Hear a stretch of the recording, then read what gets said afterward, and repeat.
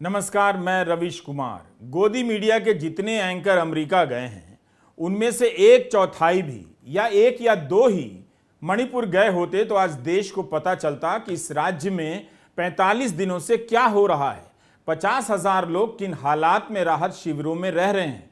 सोमवार को मणिपुर से बीजेपी के ही 9 विधायकों ने प्रधानमंत्री नरेंद्र मोदी के कार्यालय को एक ज्ञापन सौंपा है। इसमें से 8 बीजेपी के विधायक हैं और एक निर्दलीय, लेकिन सभी मैतेई समुदाय के हैं। इन्होंने लिखा है कि मणिपुर की जनता ने राज्य में, स्टेट में अपना भरोसा खो दिया है, जबकि मणिपुर में बीजेपी की ही सरकार है और बीरेन सिंह बीजेपी के मुख्यमंत्री हैं। लेकिन उनके विधायक लिख रहे हैं कि वहां की जनता ने अपना भरोसा खो दिया है। क्या यह किसी भी तरह से गंभीर हालात नहीं है? आपको याद होगा कि जब विदेश राज्य मंत्री का घर जला तो उन्होंने भी कहा कि मणिपुर में कोई सरकार नहीं है। कांग्रेस प्रवक्ता जयराम रमेश ने कहा है कि एक दिन बीजेपी विधायकों का एक गुट रक्षा मंत्री से मिलता है, एक दिन अलग गुट प्रधानमंत्री को मेमोरेंडम देता है। दोनों गुट कह रहे हैं कि मुख्यमंत्री को हटाओ, मणिपुर में बीजेपी ही एक नहीं है और प्रधानमंत्री को परवाह नहीं है।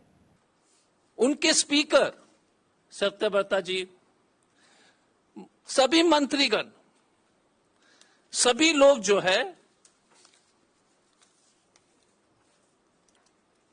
ये कोशिश में कि प्रधानमंत्री जी उनको अपॉइंटमेंट दे, लेकिन एक व्यक्ति बिना अपॉइंटमेंट का, मनोज शुक्ला, जो वर्तमान में एक पिक्चर बनी है उस पर काफी चर्चित है, उस व्यक्ति ने ट्विटर में लिख दिया और हर जगह लिख दिया कि मैं तो प्रधानमंत्री जी को बिना अपॉइंटमेंट का मिलता हूं। 31 मार्च 2023 को आदि पुरुष के डायलॉग राइटर बिना अपॉइंटमेंट का इस देश के प्रधानमंत्री जी से मिल सकते हैं, लेकिन 15 साल से चीफ मिनिस्टर रहे श्री बोबी सिंह जी, मणिपुर के जितने भी टॉप लीडर्स हैं जिन्होंने जीवन दे दिया, खून दे दिया मणिपुर के लिए, जहां पर सब लोग भाजपा के सदस्य मंत्रीगण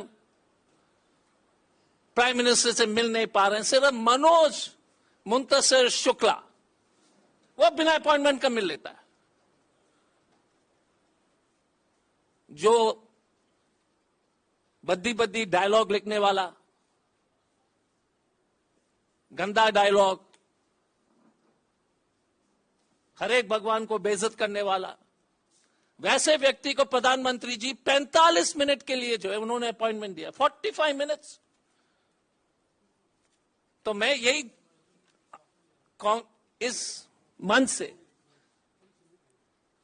देश के जितने भी लोग जो सुन रहे हैं और बाद में सुनेंगे, प्रधानमंत्री नरेंद्र मोदी ने तो मणिपुर से आए विरोधी दल के नेताओं से भी मुलाकात नहीं की, बीजेपी के विधायकों से भी मुलाकात नहीं की। केंद्रीय मंत्रियों से मिलने की खबरें छप रही हैं, मगर जमीन पर इसका असर नहीं दिख रहा। हालात सामान्य नहीं हो रहे हैं। 26 मई से लेकर 31 मई तक गृहमंत्री का दौरा हुआ, उसके बाद अब 20 दिन होने को आए हैं और वहां स्थिति सामान्य नहीं है। जो घोषणाएं हुई उनका क्या हुआ किसी को पता नहीं। अमित शाह दोबारा क्यों नहीं गए वही बेहतर बता सकते हैं। अभी टीवी पर अमेरिका अमेरिका चलेगा ताकि गांव में छवि बनाई जाए कि नरेंद्र मोदी ग्लोबल लीडर हो गए हैं। अमेरिका का यह कवरेज और कवरेज में ड्रामा, यह सब कुछ हिंदी प्रदेश के दर्शकों के लिए हो रहा है। आप मेरी बात लिखकर रख लीजिए।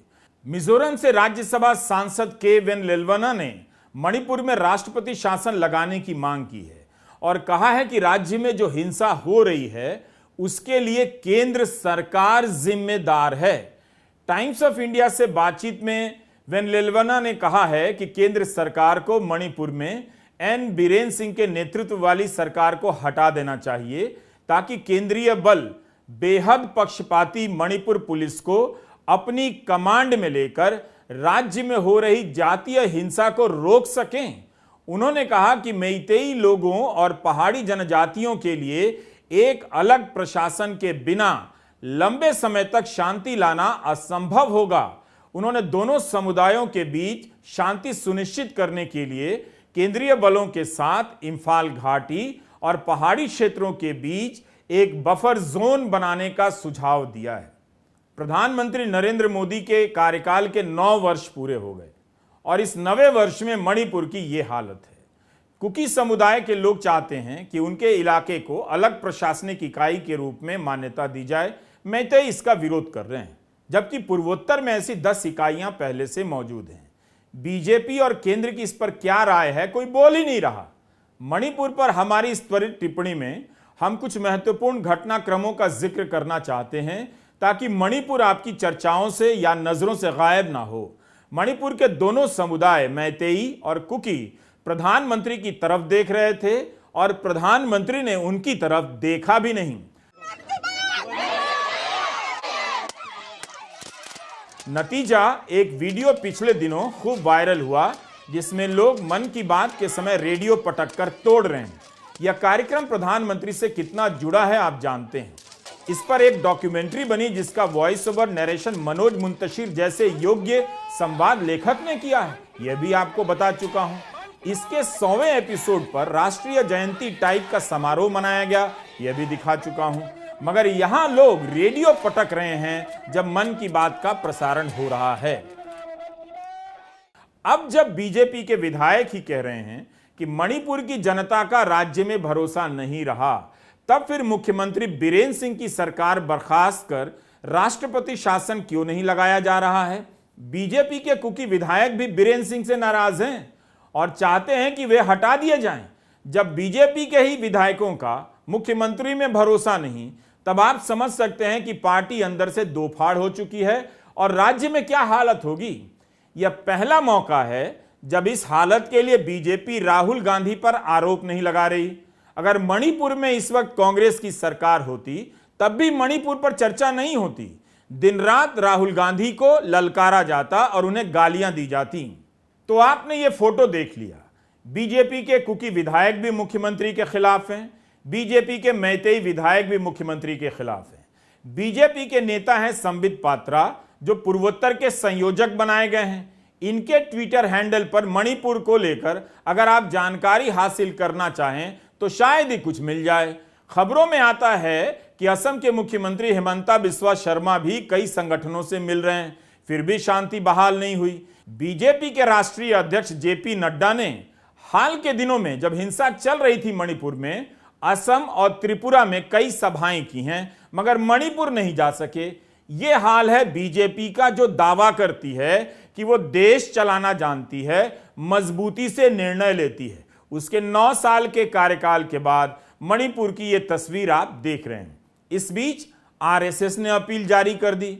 इस अपील का क्या मतलब है, समझ से परे है। प्रधानमंत्री ने अपील जारी नहीं की, आरएसएस जारी कर रहा है। इस अपील में लिखा है कि आरएसएस 50,000 विस्थापितों के साथ खड़ा है। मेरी समझ में नहीं आया कि कैसे खड़ा है। क्या आरएसएस के लोग वहां राहत कार्य कर रहे हैं? क्या मोहन भागवत मणिपुर के दोनों गुटों के विधायकों को जो दिल्ली आए हैं उन्हें लेकर प्रधानमंत्री से मिलने जा रहे हैं या मिलने की अपील कर रहे हैं? या हम ये माने कि अपील करने का नया काम अब आरएसएस को दे दिया गया है, प्रधानमंत्री अपील जैसा काम नहीं करेंगे। आरएसएस प्रधानमंत्री मोदी से क्यों नहीं अपील करता? मीडिया की हालत यह है कि इसकी भी हेडलाइन चल गई कि केंद्र राष्ट्रपति शासन पर विचार कर रहा है और उसका अब कुछ पता नहीं। मणिपुर के मुख्यमंत्री बीरेन सिंह ने हाल में एक अपील की है। 20 जून के टाइम्स ऑफ इंडिया में एक खबर छपी है। मुख्यमंत्री अपील कर रहे हैं कि कुकी और मैतेई दोनों अपने हथियार सरेंडर कर दें। उनका कहना है कि कुकी उग्रवादी संगठन हथियार डाल दें और मैतेई लोग भी हथियार का इस्तेमाल ना करें, हिंसा रोकें।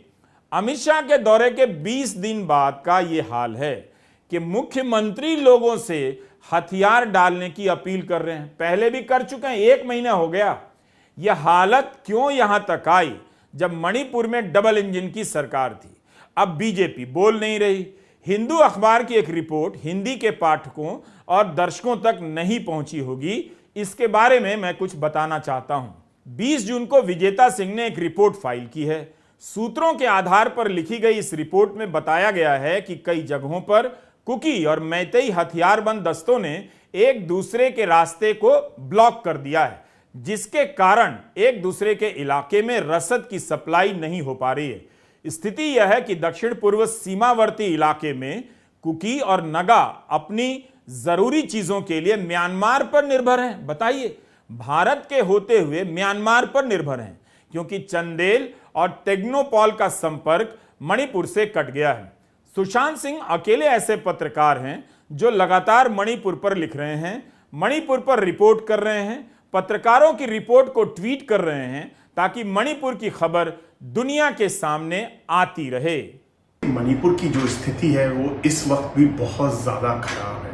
140 से ज़्यादा लोग मारे जा चुके हैं, 60,000 से ज़्यादा लोग बेघर हुए हैं, 4,500 से ज़्यादा हथियार लूटे गए हैं पुलिस की आर्मरी से, पुलिस की कोच से, जिसमें से सिर्फ 1000 हथियार वापस आए हैं। दोनों पक्षों की तरफ से एक दूसरे के ऊपर गोलीबारी हो रही है, डेली फायरिंग हो रही है, घर जलाए जा रहे हैं, मौतें हो रही हैं। जो पुलिस है वो आर्मी पे फायरिंग कर रही है, असम राइफल्स पे फायरिंग कर रही है। जो मेतेई ग्रुप हैं वो कहते हैं असम राइफल्स, आर्मी और सेंट्रल फोर्सेस को यहाँ से निकाल दीजिए। जो कुकीज हैं वो कहते हैं कि भाई आप इन लोगों को लाइए, सेंट्रल फोर्सेस ही हमको प्रोटेक्ट कर सकती हैं, क्योंकि जो स्टेट पुलिस है वो हम पे अटैक कर रही है। जो सरकार का जो इकबाल है, जो राज्य सरकार का भी हो चाहे वो केंद्र सरकार का भी हो, वो पूरी तरह से खत्म हो गया है। सरकार की कोई वहां पर वक्त ही नहीं बची है, सरकार की कोई बात नहीं सुन रहा है। यहां तक स्थिति ये है कि 9 भाजपा के एमएलएज दिल्ली में आए 15 तारीख को प्रधानमंत्री से मिलने के लिए। प्रधानमंत्री ने उनको समय नहीं दिया और अंत में वो एक ज्ञापन छोड़ के चले गए प्रधानमंत्री के पास कि भाई बीरेन सिंह को हटा दीजिए मुख्यमंत्री पद से, और ये तब समस्या सॉल्व होगी। पर समस्या तब भी सॉल्व नहीं होगी। बीरेन सिंह तो बीजेपी का प्रतिनिधित्व करते हैं, वहां पर तो आपको अब राष्ट्रपति शासन लगाना ही पड़ेगा। मणिपुर की इस हालत के लिए जिम्मेदार लोग वही हैं केवल जो नफरत और पहचान की आंच पर अपनी राजनीति की रोटी सेकते रहते हैं, कभी असम में, कभी मणिपुर में, कभी यूपी बिहार में। अब जब हालात बेकाबू हो गए तो ना तो वहां जा पा रहे हैं, ना बोल पा रहे हैं। यही नहीं, विजेता सिंह ने अपनी रिपोर्ट में लिखा है कि 4000 से अधिक हथियार लूटे गए। ज्यादातर हथियार मैतेई संगठनों ने लूटे हैं, कुकी ने भी लूटे हैं, मगर ज्यादातर हथियार मैतेई के पास हैं। अमित शाह भी हथियार लौटाने की अपील कराए, मगर अभी तक 1000 हथियार ही वापस हुए हैं। 3 जून को इंडियन एक्सप्रेस की रिपोर्ट में लिखा है कि हथियारों की लूट के दूसरे दौर में 3000 हथियार लूटे गए, मगर वापस आए केवल 144।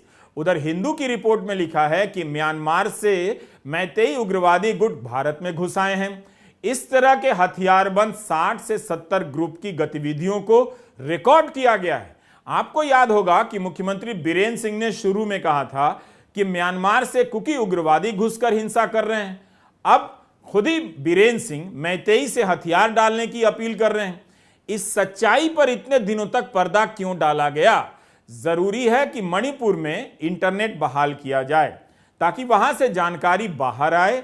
इससे लोगों को और तकलीफ हो रही है। इंटरनेट के बैन करने से बैंक का काम रुक रहा है, खरीदारी उनकी बंद हो गई है। यह हमारी त्वरित टिप्पणी है। अंदर बाहर की राजनीति को सुलगाना, धर्म या जाति या नस्ल के नाम पर पहचान की राजनीति को हवा देने का परिणाम आप देख रहे हैं। यही मणिपुर की हालत है। नमस्कार, मैं रवीश कुमार।